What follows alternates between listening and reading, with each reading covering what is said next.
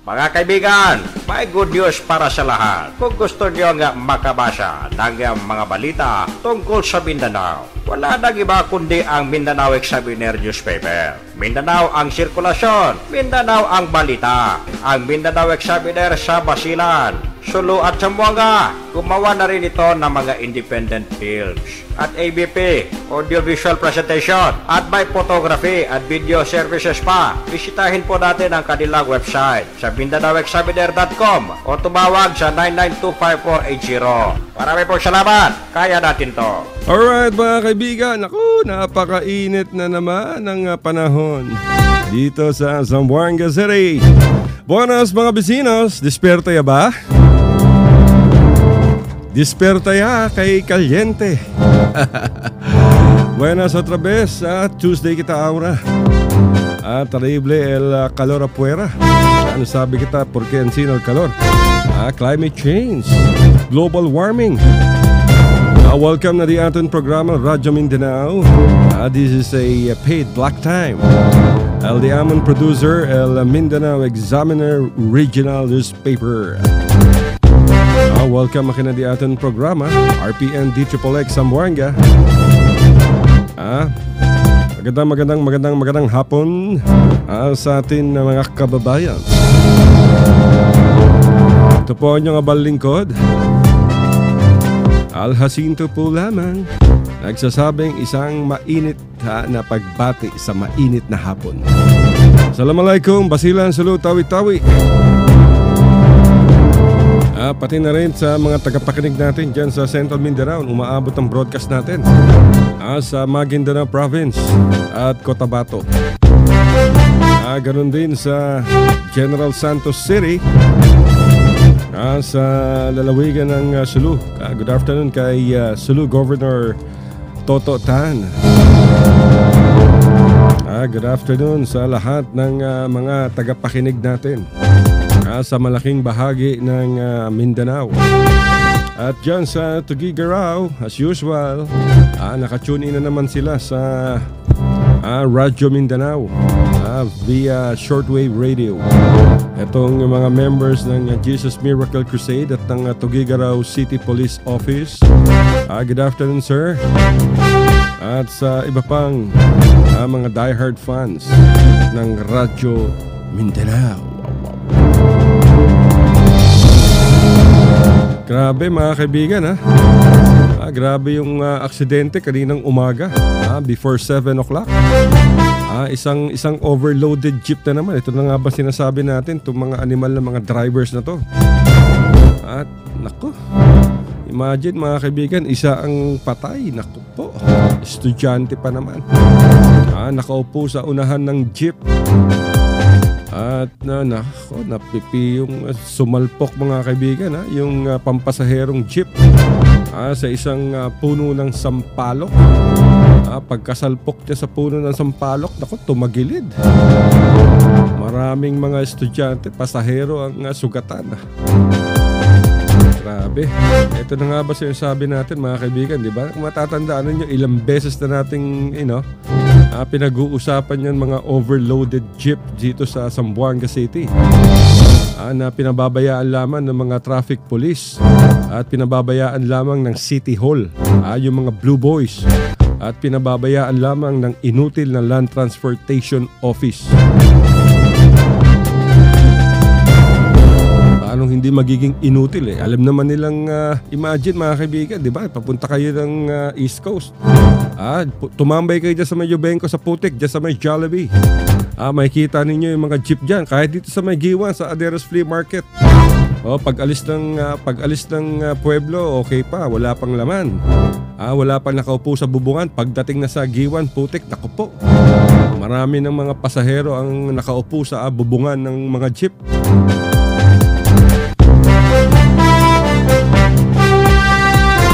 Hindi naman natin maisip kung bakit pinapabayaan to ng mga traffic enforcers. Isa rin mga inutil to mga to. Alam naman nilang paglabag sa batas yan, mga overloaded jeep. Imagine mga kaibigan nakaupo sa bubungan, tapos may nakasabit pa sa estribo sa likod. Dako. Tapos humahataw pa yan. Mabilis pa ang takbo nitong mga sasakyan na to dahil gusto pa nilang makabalik at muling makabiyahe. Ang problema, nalalagay sa peligro, sa grave threats. Sa grave dangers, mga kaibigan, itong mga pasaherong sakay ng mga overloaded jeeps. Kailan kaya matatauhan itong Land Transportation Office sa itong City Hall? Tutukan nyo naman to, City Hall, yung mga Blue Boys, dagdagan nyo. Dagdagan nyo yung mga traffic enforcers ng City Hall. Dahil hindi naman lahat kaya ng kapulisan. Yung mga barangay tanod, gamitin ninyo yung mga barangay tanod. Ako po, magmando ng trapiko, mabuti pa rito sa barangay Tumaga. Kahit na buhol-buhol ang trapiko dyan, makikita mo yung mga traffic enforcers kahit matatanda na, nagmamando ng trapiko. Paano naman yung mga ibang barangay sa Tetuan, Santa Maria, marami mga barangay. Meron kayong mga barangay tanod, ako gamitin nyo yan. Hindi yung tanggap ng allowance kung nabibigyan kayo. Kung wala naman kayong allowance, ako dapat yung mga barangay kapitan, gawan nyo ng paraan yan. Mag-hire kayo ng marami pang barangay tanod, screen yung maigi. And then bigyan nyo ng seminar sa LTO, sa inutil na LTO para maturuan sila ng pagmamando ng trapiko.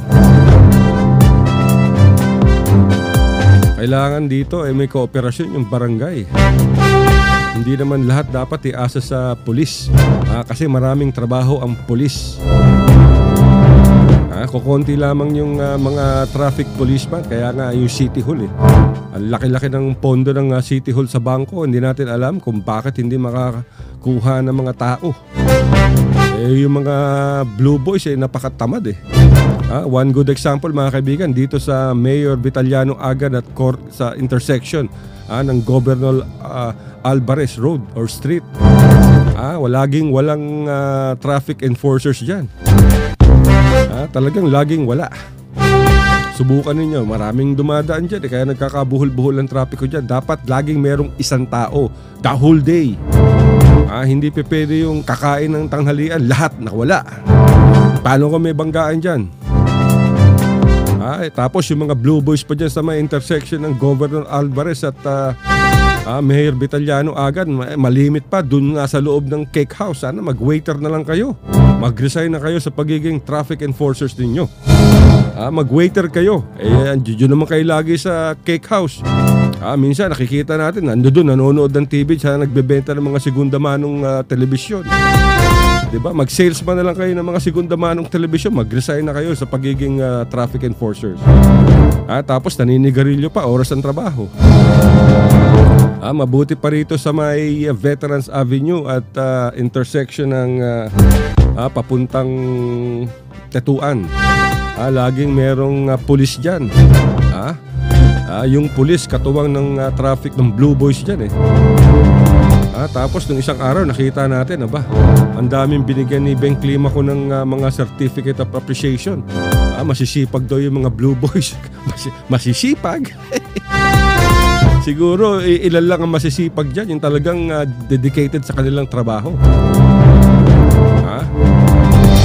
Katulad yan, may aksidente sa Kabatangan kanina, overloaded kasi nasanay na yung mga jeepney drivers, mga kaibigan, na magsakay na maraming pasahero way beyond the capacity ng kanilang jeep. Paano yan? May namatay na isa. So dapat makulong yung driver dyan dahil ngayon homicide yan, mga kaibigan. Reckless imprudence resulting to homicide. Ang dami pang sugatan. Mahigit na 100 ng mga estudyante ang sugatan. Ito na nga ba sinasabi natin pati yung driver daw sugatan. Ito na nga ba sinasabi natin, itong LTO talagang inutil tong LTO to. Walang ginawa Hindi mo makitang nanguhuli ng mga driver na lumalabag sa batas trapiko. Pero makikita mo rin sa mga barangay road nag-aabang ng mga truck ng mga bigas, nag-aabang ng mga icer, nag-aabang ng mga fish truck, nagtitingin, basag yung ilaw mo, wala kang wiper, huli ka. Samantalang yung mga overloaded jeepneys, hindi nila mahuli. napaka-inutil talaga to. Katulad niyan sa labas ng LTO mga kaibigan. Pumunta kayo ngayon sa labas ng tanggapan ng Land Transportation Office sa Santa Barbara. Nakaparada yung kanilang sasakyan. Yung sasakyan ng LTO nakaparada mismo sa pedestrian lane.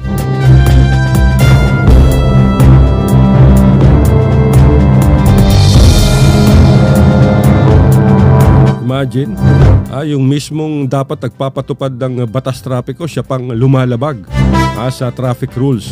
Araw-araw na lang dyan nakaparada yung mga sasakyan ng LTO sa gitna mismo ng traffic lane. Kanina nakita natin yung isang sasakyan ng LTO. Merong tong body number na 05. At may plakang SHS231. Sierra Hotel Sierra 231. Body number 505. Doon mismo nakaparada talaga sa, paano makakatawid yung mga pedestrian dyan kung nakaparada yung sasakyan mo dyan sa mismong gitna ng pedestrian lane. Tapos sa likod niya meron pang UV van. Sa likod. Alam niyo mga kaibigan, itong tanggapan ng LTO sa Zamboanga, sa labas niyan, ang dami ng paglabag sa trapiko. Yung mga sasakyan nakaparada sa mga sidewalk. Kahit nakalagay no parking, nakabalandre yung mga sasakyan. Walang talaga nagagawa. Ewan natin kung nasa. Etong si Director Aminola Abaton, tawagan natin. Kaya lang nagpalitan ng cellphone number. At madalas nasa Pagadian. Yung mga district officers naman dyan sa LTO Zamboanga, siguro hindi naman lumalabas ng opisina para tignan yung mga nakaparadang sasakyan. Lalo na yung may body number na 05. Ngayon ay nandiyan dyan, nakaparada sa gitna ng pedestrian lane. Grabe. Abalang-abala ba kayo sa mga sa mga pagtanggap ng mga lagay sa LTO? Nako. Minsan nga nagpa-renew tayo ng pinarenew natin yung sasakyan o lisensya. Umakyat tayo pumasok tayo sa loob. Yung mga empleyado naglalaro ng computer game sa kanilang cellphone, yung karerahan ng kotse. Nako, sa harapan ng mga sibilyan na may mga transaction dyan sa LTO, ang kakapal talaga ng mga mukha ninyo. Ay, grabe. Kailan kayo magbabago? Bago na yung gobyerno, bago na yung presidente, magbago na kayo. Takinan nyo. Nandiyan kayo sa gobyerno, wala kayong magawa. Kaya nagagalit si Tatay Digong sana masama rin itong mga tiwaling empleyado ng gobyerno. I-report natin to sa 8888. Malilintikan kayo kay Tatay Digong. I-report natin to sa Department of Transportation and Communications. Sisiguraduhin kaya mga kaibigan.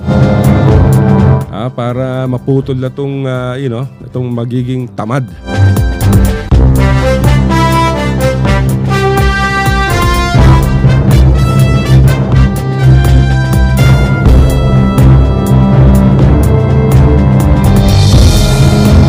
Meron sa ating nag-text talaga daw talamak daw yung mga overloaded jeeps lalo na sa hapon.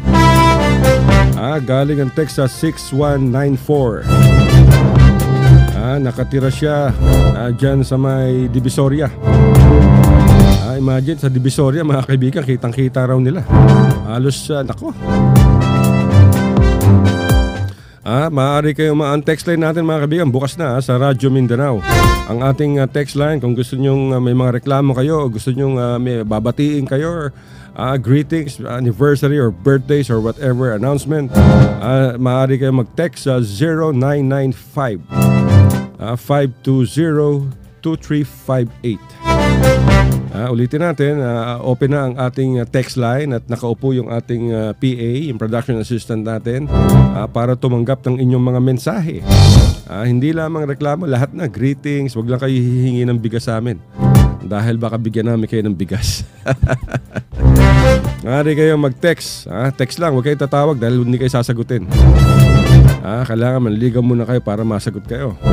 Maaari kayong mag-text sa 0995 520-2358. O kaya maaari din kayong mag-text sa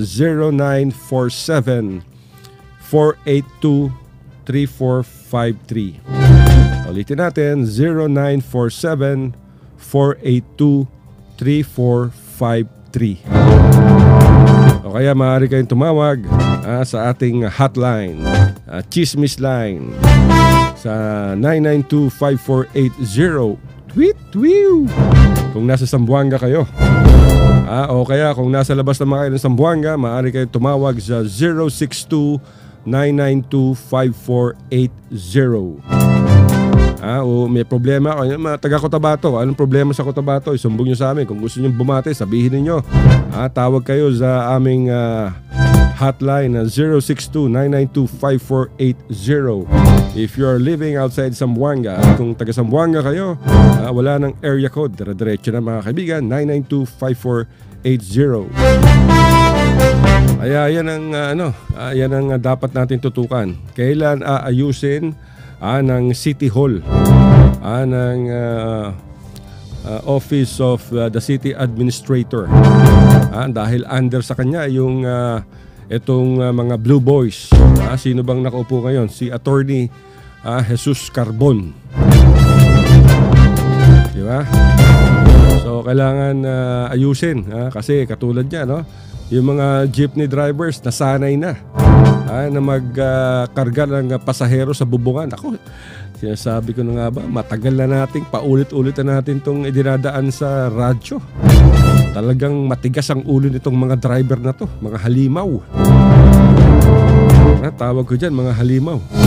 Kasi ang iniisip lang nila, mga kaibigan, yung kikita sila ng marami. Pero hindi nila iniisip yung buhay ng mga pasaherong nakasalalay sa kanilang mga maruruming kamay. Kawawa. Tulad niyan, sinong gagastos ng pagpapa-hospital doon sa mga sugatan? Dapat sagutin to ng operator ng jeep. Dahil cargo de concession, cargo yan. Culpable ka dyan. Habang ginagastusan mo yung mga sugatan sa ospital, dapat binabanggit mo, mea culpa, perdoname. Kasi being the operator, dapat tinasabihan ninyo yung mga driver ninyo na huwag kukuha ng pasaherong sobra sa capacity, sa seating capacity ng jeep. At huwag nagmamaneho para kayo nakikipagkarerahan. Pag kayo ay nagpapatakbo ng mga 100, 120 sa isang pampasaherong jeep, kayo ay nakikipagkarerahan kay kamatayan. Sigurado yan, mga kaibigan. Anong nangyari kanina? Napaka-umagang-umaga. Sama ng balitang natanggap natin. Namatay yung isang estudyante, Napakadami pa naman niyang ambisyon sa buhay. Makapag-aral at makapagtrabaho upang maiahon yung kanyang pamilya, kanyang mga magulang, mga kapatid sa kahirapan. Ano pa ngayon? Dahil sa overloaded jeep na yan, napatid ang kanyang mga pangarap, ang kanyang mga munting pangarap. Iniimbestigahan na ngayon ng pulisya, mga kaibigan, ang dahilan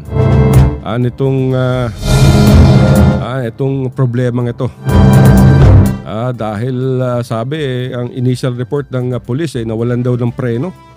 Paano hindi mawawala ng preno? Hindi kumagat yung preno dahil overloaded yung jeep at pababa.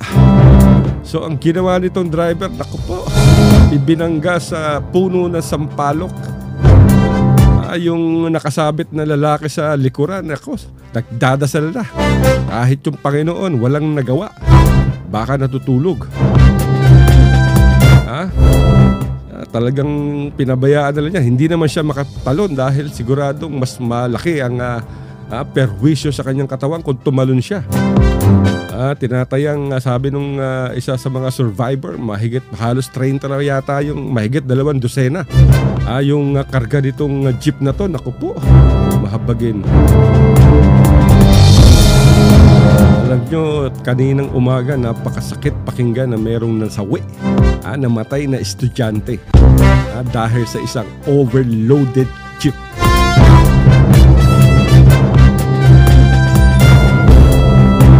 Nakakatanggap na tayo ng mga text messages mga kaibigan. Hindi lamang sa East Coast, naku po. Kahit dyan sa papuntang San Ramon, Baliwasan, aray ko.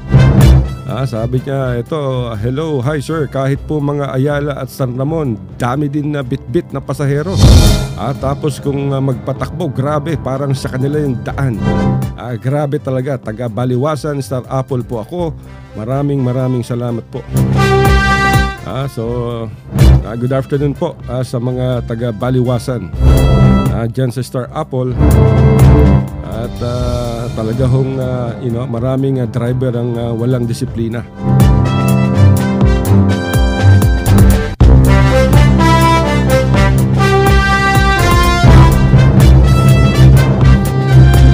Ayan na nga bang sinasabi natin.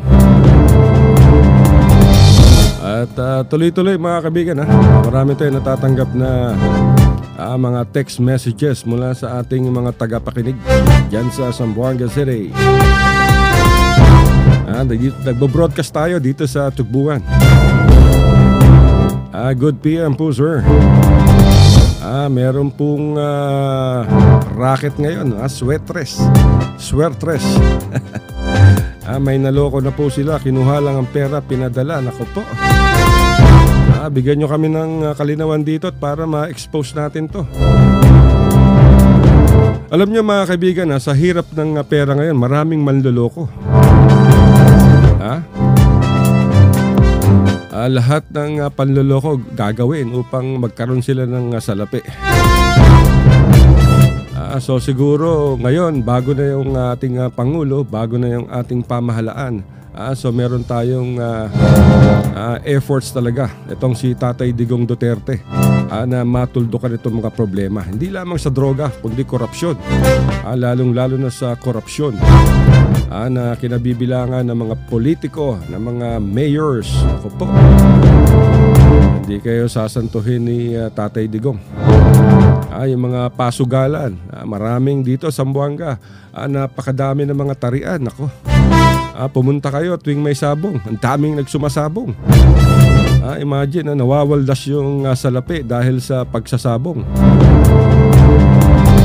Nakakalungkot mga kaibigan. Marami dyan, mga taga-gobyerno pa.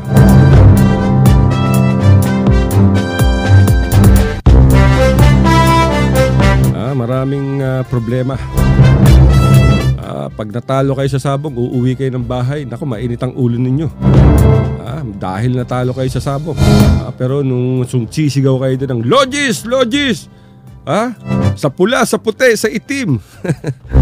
Hindi nyo naiisip na yung perang mawawala sa inyo. Maibibili nyo na ng bigas, ng ulam, pagkain, o kaya pambayad sa tubig, kuryente. Ayan na nga ba sinasabi natin. Isa pang text message mga kaibigan mula sa Zamboanga City. Dito po sa amin sa Tumaga, Forest Lake. Nako, talamak po ang bentahan ng droga. Ayan, marami nakikinig sa atin. Talamak daw ang bentahan ng droga dyan sa Tumaga, sa Forest Lake. Siguro panahon na ihimlay sila dyan sa Forest Lake. Maraming vigilante kayo. Nako, mag-ingat kayo mga drug users, mga drug pushers. Wag na kayong mag-antay dahil hahanapin kayo ng mga vigilante, ng mga sibilyan na talagang sawang-sawa sa problema sa droga. So tignan natin kung anong ginagawa ng mga barangay officials dyan sa Tumaga. Napaka-problematic ng Tumaga. Imagine mga kaibigan na pag bumabiyahe ka, pupunta ka ng Ateneo. Dito daan mo sa Santa Cruz papuntang Ateneo, dadaan ka ng Tumaga. Nako, abutin ka ng mga 45 minutes dyan. Kasi pag dyan pa lang sa may LB, wala pa sa LB, dito pa lang sa Cabato, dyan sa may Cabato Road. Lagpas pa lamang ng West Metro Hospital. Nako, traffic na yan. Hanggang dun sa may dyan sa may palengke ng Tumaga. Dahil sangkaterba yung mga ano dyan, yung mga bisikleta, yung mga tricycle. Hindi natin alam kung bakit pinapayagan yung tricycle dyan mismo sa labas, sa daanan ng mga sasakyan. Dapat sa loob lang yan, sa interior, dyan sa Tumaga. Matagal na nating nirereklamo. Marami nagrereklamo sa atin mga kaibigan. Itong mga tricycle, problemado. Tapos andyan dyan pa yung mga motorsiklo na mahilig mag-counterflow. Nako po! Hindi lang sa Tumaga, Lunsuran, saan pa ba? San Jose, Putik, Giwan, Tetuan, Alfaro. Imagine, hindi sila makapaghintay. Talagang sasalubungin nila yung mga sasakyan. Itong mga tricycle at itong mga nakamotorsiklo. Lalo-lalo na kung yung mga motorsiklo may angkas na 3, 2 na. Iwasan natin ang dahil yung aksidente, nako. Isang beses lang tayo magsisisi. Mabuti kung magsisi ka, nasa ospital ka. Kung hindi ka na makapagsisi dahil sa sementeryo ka na, goodbye. Kawawa pamilya mo. Lalo na kung ikaw ang breadwinner.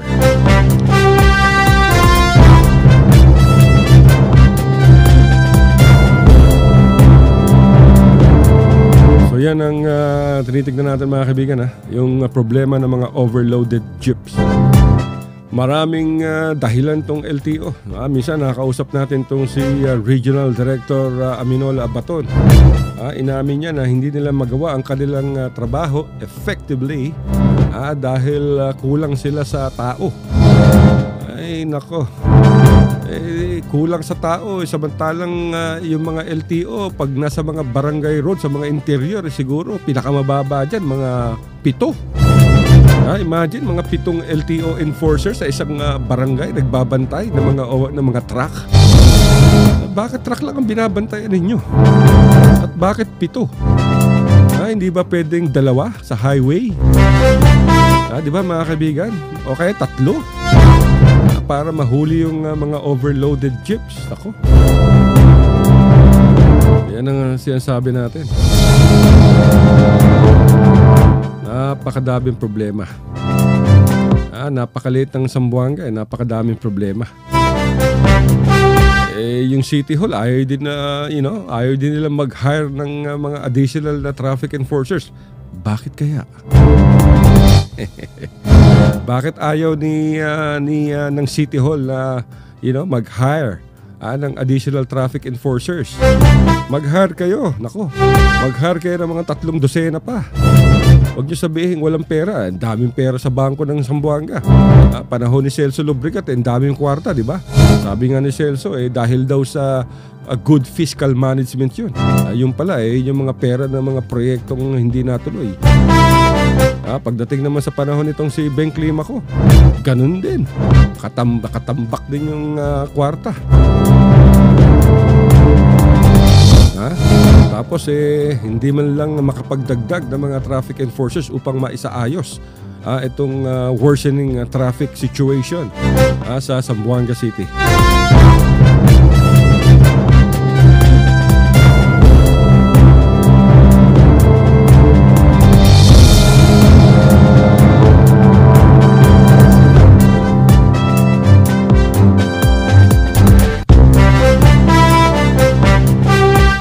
Sinasabi natin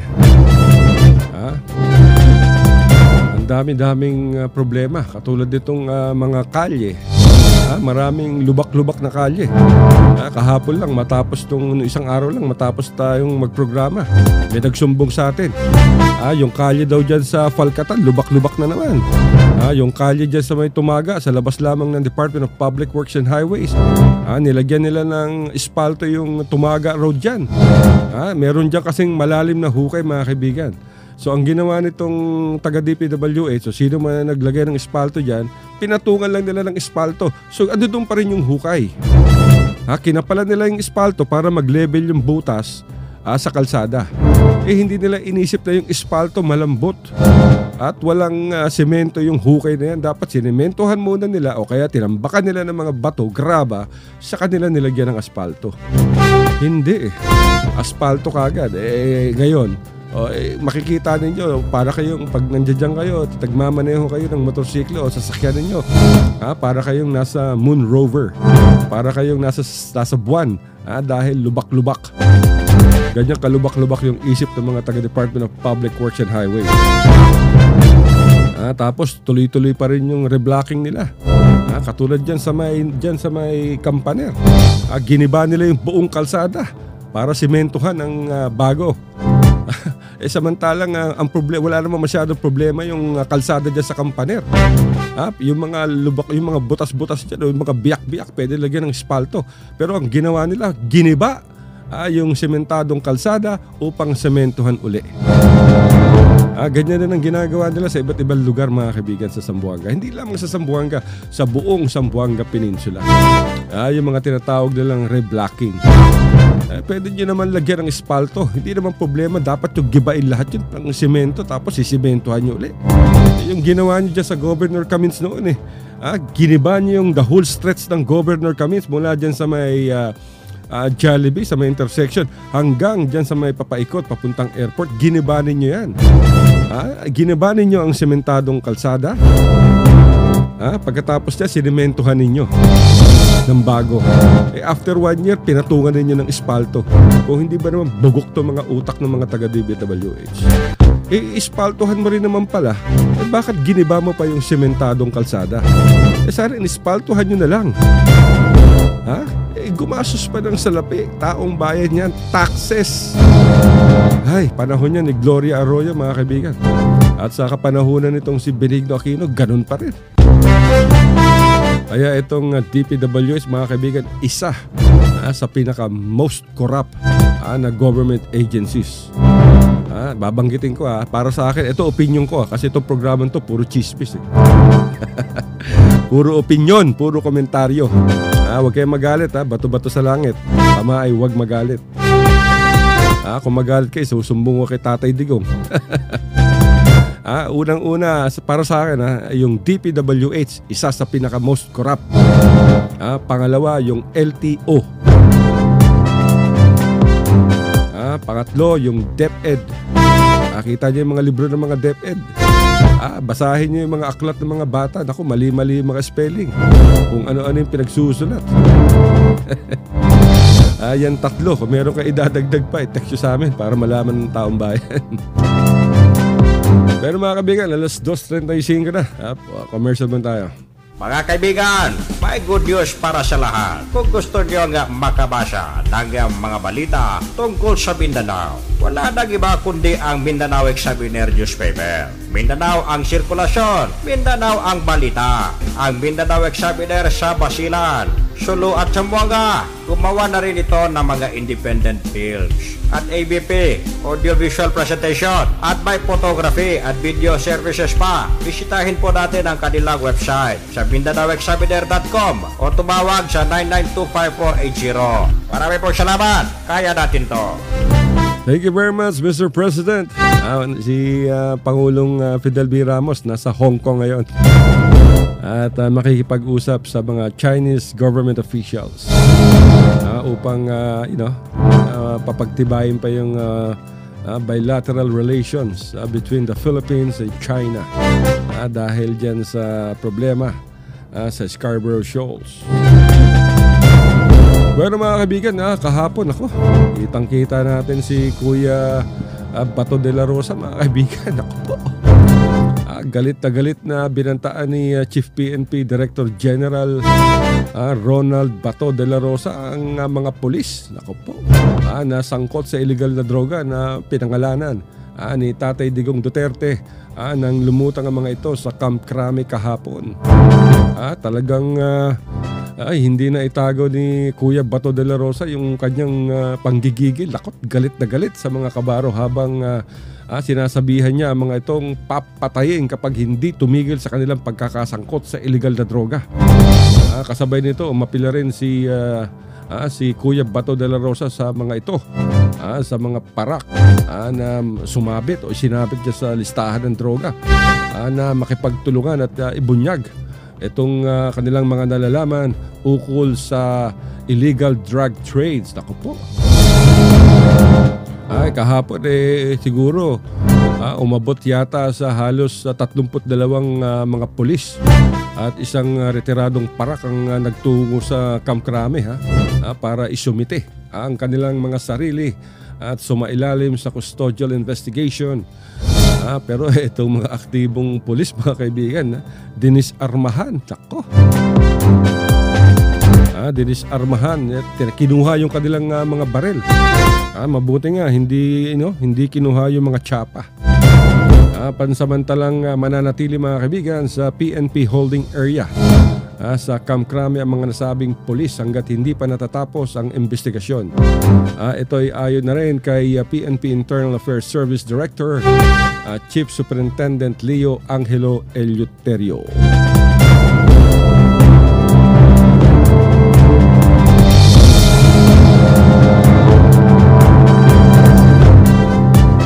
Daming nagte-text sa atin, grabe. Meron ditong nag-text. Good PM sir. Yung mga lahat ng driver po ng Ayala grabe kung magmaneho.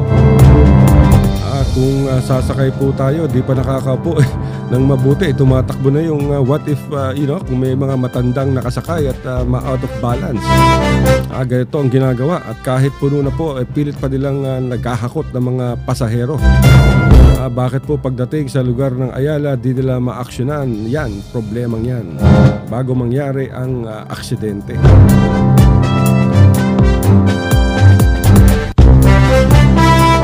Tapos yung isa pa, may follow-up siyang text sa atin mga kaibigan. Sana po mahuli na yung mga sindikatong nasa likod ng swertres. Ang ganito yan mga kaibigan, paliwanag natin itong mga swertres na itong mga animal na nagpapatakbo nito kunyari, sasabihin nila meron silang pasugalan o kaya swertres kung tawagin. Pero itong mga nagpapatakbo ng swertres, wala naman talagang kapital to. Kukolekta lang to, tataya ka ng numero.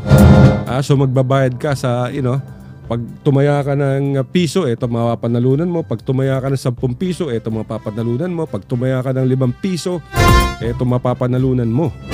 So kolekta, taya naman yung mga tao sa paniniwala na talagang may financier itong illegal gambling na yan. Sa katotohanan, wala. Racket yan. Kasi may nagreklamo, tumama siya sa swertres, hindi siya nakakolekta. Ang mga dinadahilan ng mga kolektor ng mga swertres, hindi na ihabol yung numero mo. O kaya, na-raid ng pulis yung lugar natin. Kaya, hindi natuloy. Maraming dahilan. Kaya nga sinasabi natin, itong mga manloloko, marami itong gagawing dahilan upang makapagloko. Kaya nga, pag merong ganyan, itimbre na kagad natin sa pulis. Tawag tayo sa 117 o kaya sa 911. Diba mga kaibigan? Yan ang abiso natin. Tawag na kagad tayo sa pulis. Ibigay ninyo yung pangalan ng mga kolektor na yan upang matigil na ang kanilang panloloko. Okay. So tuloy-tuloy pa rin yung mga texters natin mga kaibigan. Ang text line natin sa Radyo Mindanao ay 0995-520-2358 at 0947-482-3453. Ulitin natin mga kaibigan, open na yung ating Radyo Mindanao text line dito sa RPN D-XXX 1008 Radyo Ronda. Ulitin natin, 0995-520-2358 at 0947-482-3453. Yung text line na open ho yan mula Zamboanga hanggang Sulu, hanggang Cotabato, hanggang Maguindanao, Basilan, Tawi-Tawi, hanggang Tugigaraw. Kaya maaari kayong magsumbong kung anong gusto nyo isumbong. Basta totoo lang. At kung meron kayong gustong batiin, birthdays or anniversary, text nyo lang yan. O kaya meron kayong gustong mga awitin, kahit anong awitin, available sa atin. Kahit pa tugtugin ni Eddie Peregrina yan, o kaya tugtugin ni Robert Plant. No problemo, amigo.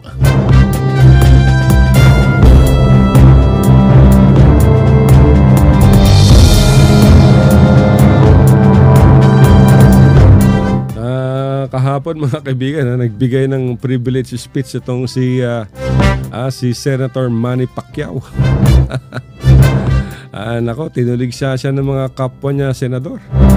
Nagkaroon ng interpellation. Sabi ba naman ni Manny Pacquiao, dapat daw talaga, sabi ng Biblia, na dapat talagang patayin o bigyan ng kaparusahang kamatayan ng mga lumalabag sa batas, lalo-lalo na sa batas ng ating Panginoon. Tapos sabi pa ni Manny Pacquiao, dapat daw dapat daw bitay ang gawing mode ng death penalty. Dahil bukod sa mura, madali pa raw yung bitay o yung hanging. Dahil sisipain lang yung upuan, patay na. My goodness. OMG. Ayan, nagtawanan tuloy yung mga senador. Nako. Ano pa maasahan natin? Pero umani ito mga kaibigan ng iba't ibang reaksyon. Iba't ibang reaksyon mula sa mga netizens. Dahil lahat ng sinabi ni Manny Pacquiao ay nakabase sa Biblia at hindi sa batas ng tao.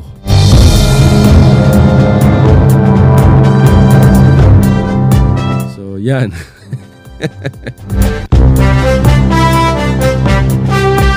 Well, speaking about the senators mga kaibigan, alam nyo ba kahit yung mga senador ngayon aligaga na rin sa paglalaro ng Pokemon Go. Alam nyo itong Pokemon Go isang location-based augmented reality game na sikat sa maraming panig ng mundo. Ilan sa mga sumubok ng paglalaro ng Pokemon Go itong si Panfilo Lacson at si Senator Sherwin Gatchalian at si Bam Aquino. Agad naman nilinaw ni Lacson na sa bahay niya sa Ayala, Alabang nakahuli siya ng Pokemon Go creatures at hindi sa Senado. Ay nako.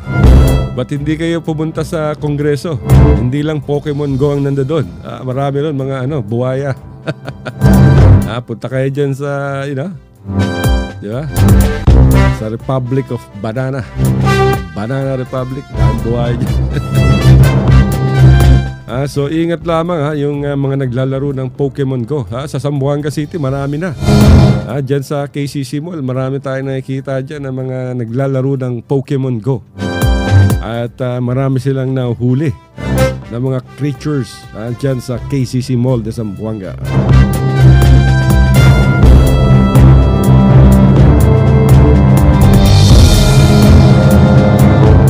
So maigi yan mga kaibigan. Dahil alam niyo itong Pokemon Go nakakatanggal ng stress. Kaya lang ingat kasi naglalakad ka, baka mabangga ka ng sasakyan, mauntog ka, malaglag ka sa kanal, sa imbornal. Pwede lang yamang yan sa mga taong walang ginagawa. Pero kung ikaw busy ka, magtrabaho ka na lamang para makapag-ipon. Alam nyo mga kaibigan, mahirap ang pera ngayon. So kailangan nating mag-ipon.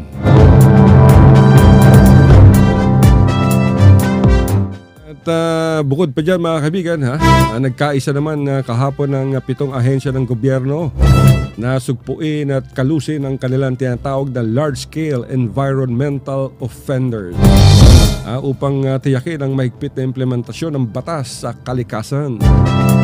Nakiisa ang Department of Interior and Local Government, Department of National Defense, Department of Transportation, Department of Justice, Philippine National Police, Philippine Coast Guard at yung Armed Forces of the Philippines. Nakiisa sila sa Department of Environment and Natural Resources sa pamamagitan ng paglalagda sa isang Memorandum of Agreement na tinawag na Task Force Kalikasan.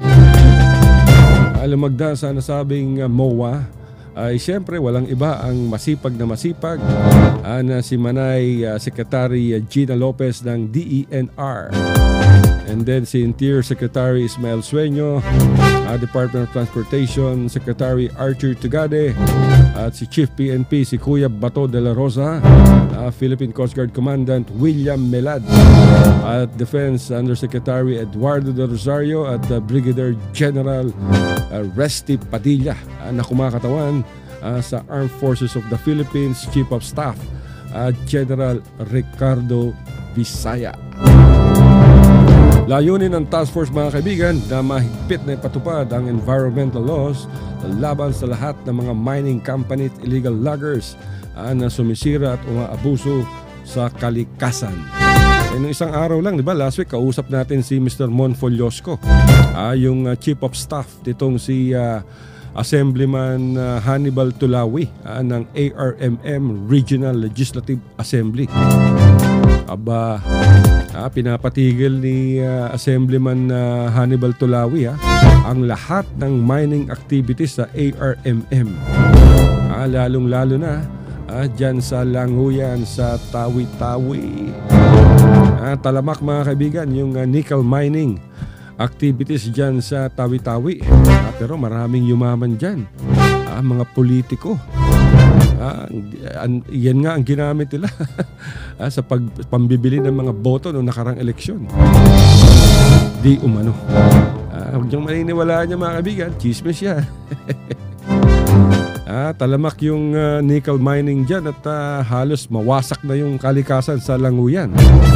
At ngayon ay pati yung Tandubans at ang Panglima Sugala ay pinaiimbestigahan na rin nitong si Assemblyman Hannibal Tulawi. At sa pagkakaalam natin, magkakaroon ng isang inspection dyan sa lugar sa Tawi-Tawi upang makita yung scope, yung lawak ng destruction ng kalikasan dyan. Dahil itong nickel mining, mga kaibigan, ay hindi to katulad ng mga ginto, no? Yung mga ginto, kinukuha to mula sa bato sa ilalim ng lupa. At yung batong yan ay tinitibag yan, maliliit, at saka nilalagay sa isang roller. At after that, pipinuhin yan at may extract na yung ginto gamit ang cyanide at kung ano-ano pang mga chemical. Etong nickel, yung mismong lupa, unlike sa gold mining, yung lupa, yung batong kinukuha at yung mga natitibag, ibinabalik yan. Itong nickel mining, mismong lupa ang kinukuha. Kaya sa Languyan, makikita ninyo yung larawan. Available to sa Facebook. Hanapin nyo lamang yung It's More Fun in Tawi-Tawi. Isang Facebook account yan dyan sa lalawigan at makikita nyo yung lawak ng destruction ng nickel mining. Yung mga bundok halos mapatag na dahil yung mga lupa, yung mga pulang lupa, isinasakay ito sa mga barge. Itong barge na ito, mga kaibigan, malaking barko to na pinaglalagyan ng kung ano-ano. So lupa ang kinakarga ng mga barge, pulang lupa. Ang bawat isang barge, kasyang-kasya dyan ng mga 30-40 mga truck na 10-wheelers. So dyan may imagine nyo kung gaano kadaming pulang lupa ang kinakarga ng bawat isang barge.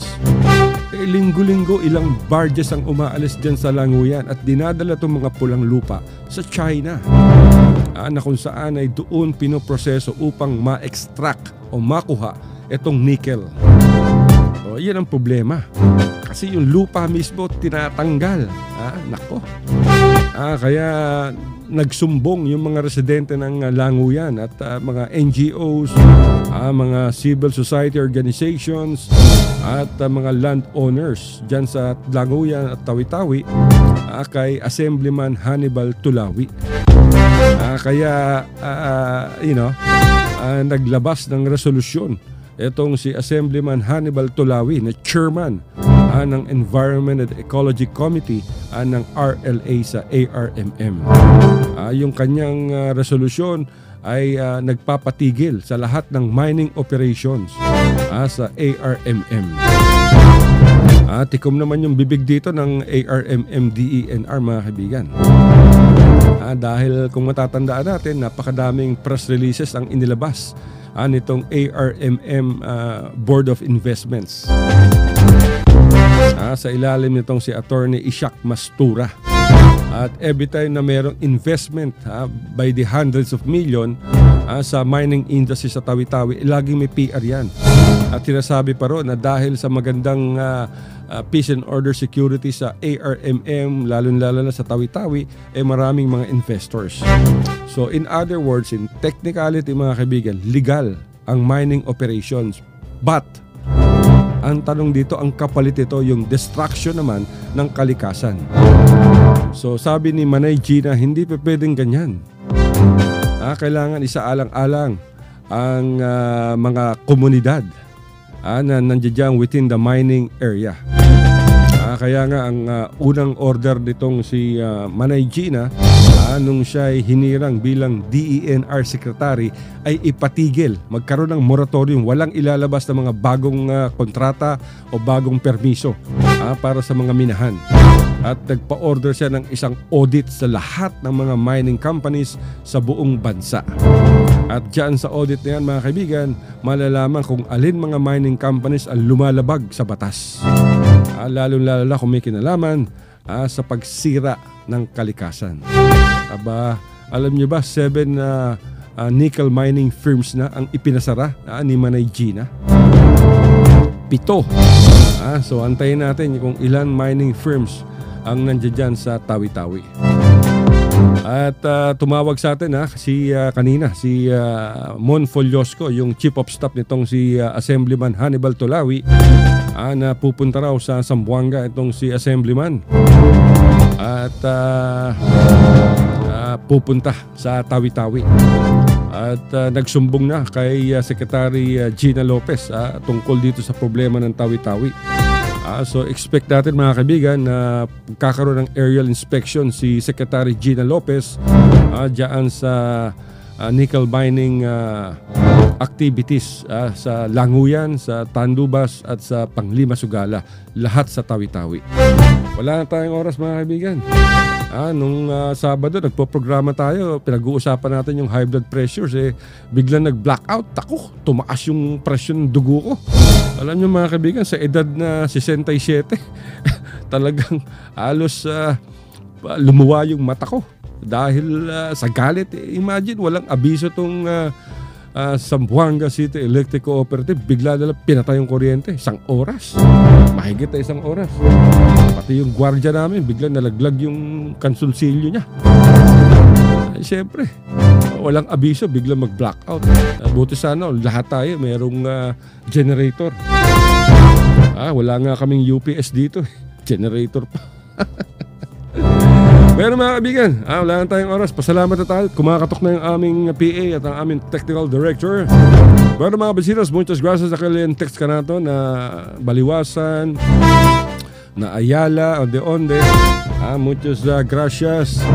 Continua lang bosotos kita vigilante para pwede kita saber el problema. Ayuda kita con el de ato nuevo gobierno. También mga bibientes di aton kanya sige ka natin for 1 hora. Muchas gracias gayot. Sa Basilan, Sulu, Tawi-Tawi, Maguindanao, Central Mindanao, Cotabato, maraming salamat. Magsukol, Basilan, Sulu, Tawi-Tawi, Sukran, Central Mindanao. Daghan salamat sa Zamboanga Peninsula, Zamboanga del Sur, Zamboanga del Norte, ug Zamboanga Sebogay. Yeah! Sa Tugigaraw, makikinig sa atin yan lagi, araw-araw, everyday, sa General Santos City at sa lalawigan ng Sulu, kay Sulu Governor Sakurtan. At may nagpapahabol pa, may nagte-text pa sa atin. Bago tayo magpaalam. Okay, sir, good PM. Greet mo po asawa ko sa Tugbungan Transmitter, si Ramel Kamay. At asalin na Disuyo wife, si Aleli. Wow, napaka-sweet naman. Aleli, okay, greetings daw kay Ramel Kamay. Galing sa kanyang napakalabing at very sweet na wife, na si Aleli. Bueno mga bisinas, wala tayong oras. Maraming salamat po sa ngalan ng aming producers, ang Mindanao Examiner, Regional Newspaper, ang station manager ng RPN dito po like Zamboanga, si Philip Aboy, ang aming technical director, si Nina Bulak, mahilag magbulakbol. Ito po niyang abang lingkod, si Alacinto po lamang, nagsasabing, I love you, Mama Chup Chup.